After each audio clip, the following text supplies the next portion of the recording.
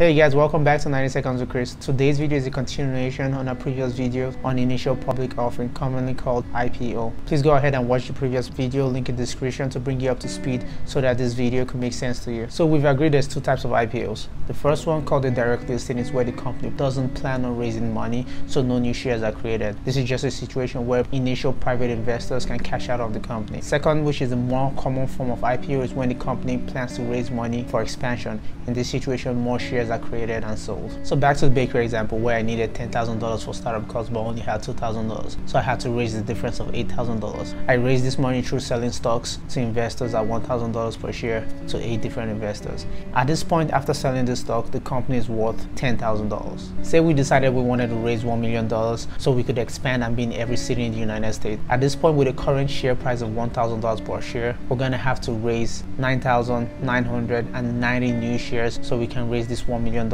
in total. This is because 10 shares belong to myself and 8 other private investors. After going through our bank and the IPO is successful, at this point the bakery would now be worth $1 million.